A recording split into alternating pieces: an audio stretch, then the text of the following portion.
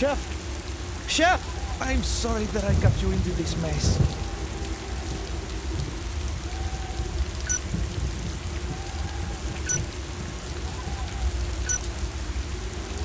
Don't move and stay calm. Don't worry about me. I should have spent more time with my son.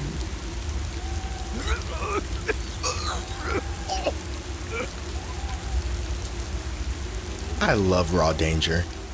Don't let this ugly ass box art fool ya. This game is perfect. And by perfect, I mean so flawed and unpolished to where you can point out just about everything that could have been improved upon, but realize that bettering all those things would actually make the game worse somehow. It is definitely a hard thing to describe, but I hope you're at least picking up some of what I'm putting down. Raw Danger, or Disaster Report 2, basically takes what the first game had going on and steers it in a slightly different direction. In a different city with different characters who all have different stories to tell. The game starts off in Del Rey, or more specifically, Geo, the brand new big-ass underground city. Or so they say. To me, it kinda just looks like a giant hotel or mall. Regardless of what Geo City actually is, it's kind of a big deal in Del Rey. So much that there's a big banquet going on to commemorate its opening. At the party, there are a bunch of socialites and other important figures chatting it up over gourmet cooking and fine wine, all dolled up in their most fashionable suits and gowns, just enjoying life and all it has to offer. Unfortunately, you are not one of them. You play as Joshua Harwell, a college student and member of the waitstaff that happens to be hosting this rich people get-together. So this means you get to have absolutely no fun at all and have to serve those who don't even know you exist. It's a pretty chill opening, TBH. Sort of a calm before the storm type beat. You have clear objectives that you have to complete in order to progress the story, but you can easily just ignore that and go fuck around and do anything but. Chatting with all the guests, doing everything you're not supposed to, helping some lady find her contact lens, or even enabling this guy's drinking addiction in hopes that he would make a fool out of himself and ruin the party. There's also your co-worker Stephanie, who seems quite out of place in the waitstaff, as it is rumored that her father is a very wealthy man. Joshua takes an interest in her as they both run into each other many times throughout the event, whether it be to carry plates back to the kitchen, or trying to figure out why there's water leaking in this newly built, state-of-the-art building. You couldn't see, but I did the little air quotation marks with my fingers. She kind of just plays it off as a broken water pipe, which was fine, until it wasn't. Turns out, the source of the leak is in fact not a cheap water pipe, but Geo City itself starting to flood. Shit is getting real, and it is time to panic. This place is going down, or filling up I should say, and needs to be evacuated. Everyone seems to understand that except for Stephanie, who manages to get herself stuck in the locker room. So, like any guy with a lick of sense, you decide to help her, even if it means struggling with ladders.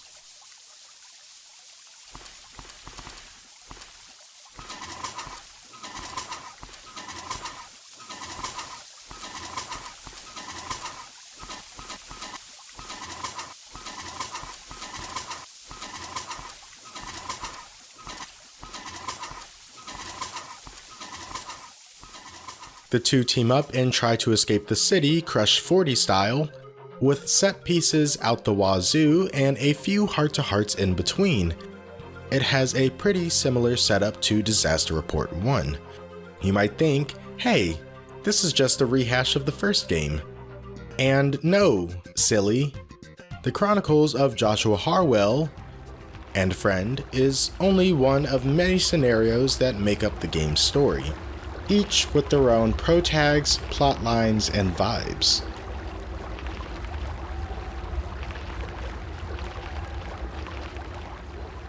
Joshua's scenario is very reminiscent of the previous game.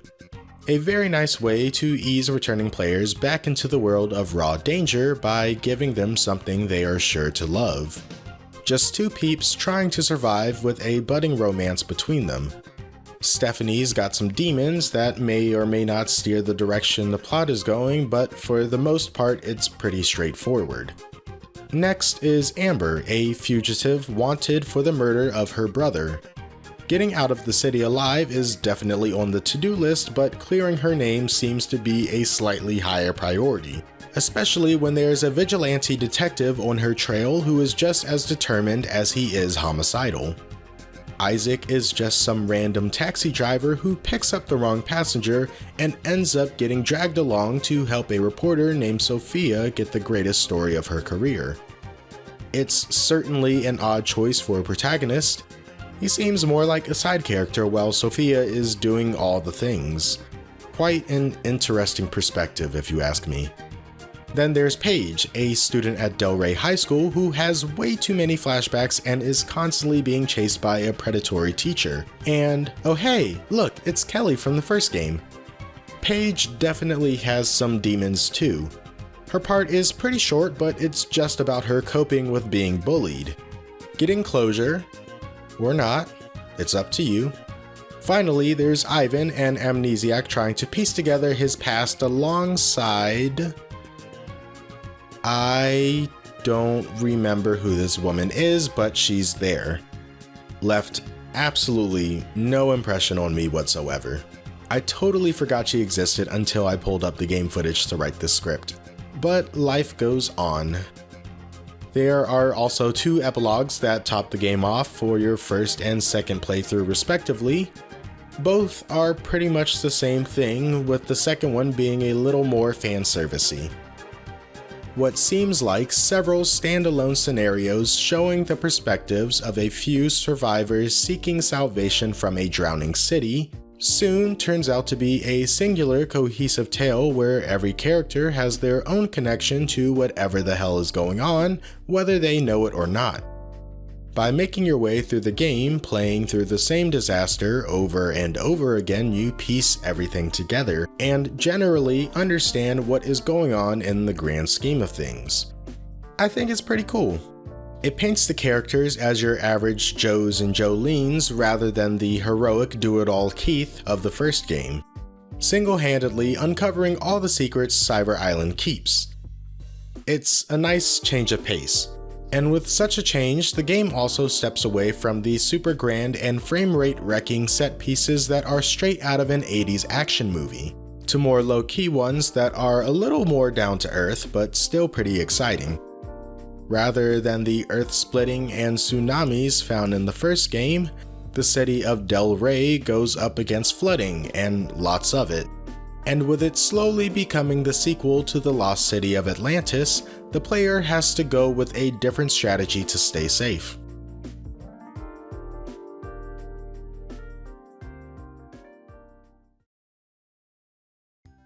So just like Raw Danger, the main objective of the game is to escape the city and not die trying. And in that game that meant bracing during earthquakes and aftershocks, dodging falling buildings, and filling up those quench points, baby. In Raw Danger, however, the key to surviving is to stay dry and warm. There are all sorts of weather conditions that you need to be prepared for if you intend on getting to safety. Your worst enemy isn't some kissy lips guy with a gun, it's the fucking water, dude. And the rain, and the snow, and the wind, and Keith's stupid leg that refuses to work. You just have a lot of things going against you, but luckily you have a lot of stuff at your disposal to keep the forces of nature at bay.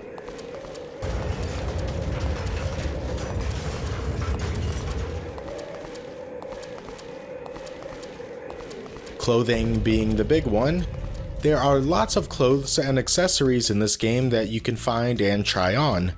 Most of them serve some kind of purpose. The thick coats keep you warm. The ugly yellow wading pants allow you to go knee-deep in water without getting wet. These cat ears don't do anything helpful, but they do make me look cute, don't you think? You can certainly take the time to optimize your outfit for whatever event you think you might go up against in order to buy extra time to look for cute little compasses. And I think the game really encourages this, but I kinda just wore whatever made me look like the most ridiculous person in the room. Warming stations were positioned so close to each other that freezing to death was never really an issue for me regardless of the stupid outfit I forced the protag to wear. Reminds me of those two bonfires in Dark Souls 3 that are right next to each other. I'm not gonna bother finding footage of it, but if you know, you know. Most of the game is just keeping dry and your body temperature in check as you move from area to area, set piece to set piece. It's a pretty chill experience, you know, despite all the chaos going on. Besides the actual crazy stuff, Raw Danger seems to focus more on the characters surviving it. Like I mentioned earlier, there are several protagonists that you will play as. You're to play each scenario in a predetermined order so you don't spoil shit for yourself. There really aren't too many differences between each part. Each character has their own special ability that I guarantee you will never fucking use, like Joshua's hug or Isaac's super rare ability to listen to the radio while ignoring his responsibilities. There are a few that are mandatory, like piecing together Amnesia Guy's past, but for the most part it's kind of just there. I don't know, I feel like they could have been worked into the game a little more. It would certainly make each scenario feel a little less samey gameplay wise. Fortunately, the game makes up for it a little by giving you some freedom to do whatever you want. If you want to be a dick, go ahead, follow your heart. You don't like Stephanie? Cool. Leave her ass. Let her sort out her own shit while you enjoy a lovely helicopter ride out of this place, effectively cutting Joshua's scenario in half. Can't seem to forgive that school bully for everything she's done? So don't. Steal that dude's hat. Leave that guy for dead. Become the villain. It's so much fun being an evil prick. There's a bunch of different endings you get just by saying and doing seemingly insignificant things, and it totally makes multiple playthroughs a lot more fun than they should be. And not only do the choices you make determine your ending, but a lot of the stuff you do ends up appearing in subsequent scenarios, as the protagonists will occasionally run into each other. For example, as Joshua, you will run into a detective who is looking for Amber, and you can decide whether to give her location away or cover for her. Once you choose, it's over and you move on like nothing happened. But once you actually get to the same moment playing as Amber, the choice you made earlier makes quite an impact on her end. It's nice to feel like my decisions matter in a video game, because Bjork knows that there's a bunch of games out there that just have this illusion of player's choice, usually having a unique response, then back to the main path with not much else changing, which certainly comes off as lazy and belittling of the player to me, but I digress. But yeah, Raw Danger is neat. It pretty much plays the same as Disaster Report, only with the quench system swapped for the body temp system. It's a little bit more polished and ditches a lot of the dumb platforming the first game had. But other than that, almost everything I've said about the way the first game plays applies to this one too. Though I think the interconnectivity between characters and scenarios in Raw Danger definitely gives it much more replay value. That and the focus on character interaction certainly makes this game's story much comfier than the last. All this, along with the immense charm this game holds, makes it such a joy to play. Like, the game is so stupid in every way imaginable, and I love it so much for it. For instance, Raw Danger has some of the best voice acting of all time, and for the wonderful icing on top, the audio is mixed like shit in most cutscenes.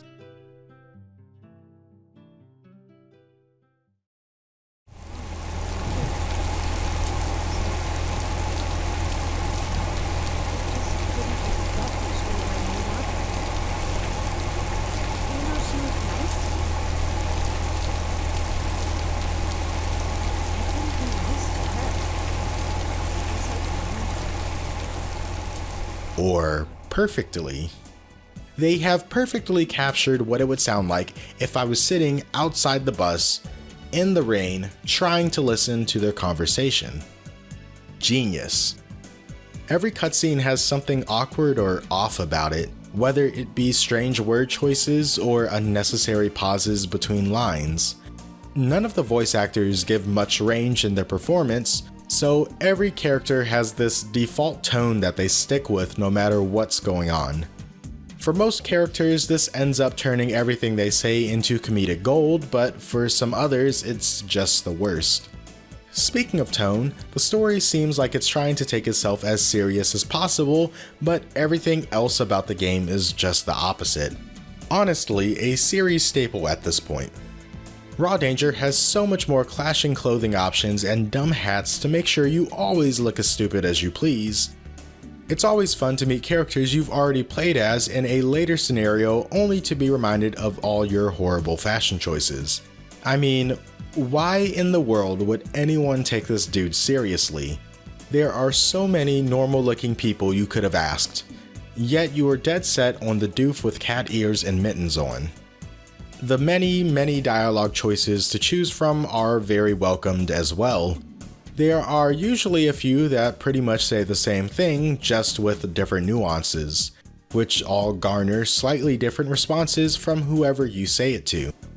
It's just really nice to have so many options at my disposal, potentially allowing me to learn more about the other characters just by picking the best way to deliver what I want to say, or just generally being a big asshole to everyone I meet with varying degrees of dickery. It's really not much when you think about it, but it adds a little flavor to the game. It's the seasoning that spices up this lovable mess of a dish. And now I am hungry.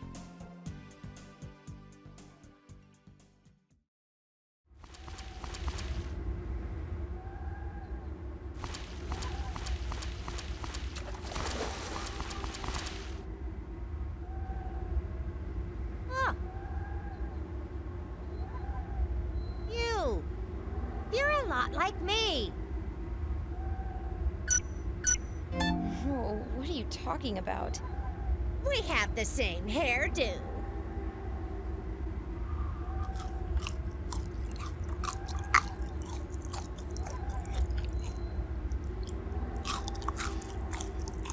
Yeah, I highly recommend Raw Danger to anyone with class. Only the classiest of gamers have got what it takes to comprehend how great this game is, and as someone who is capable of appreciating such a work of art, it is their duty to gatekeep it whenever the opportunity arises. I said duty. No, but seriously, give this game a whirl. It's certainly better than the first game in every way imaginable. More characters, more drama, more laughs, and you can control your fucking camera unlike the first game. So, you know, that's great. Just like you. I hope you're having a nice day. And if you're not, go get yourself a slice of cheesecake and binge watch a comfy sitcom. Malcolm in the Middle is on Hulu. Don't sleep.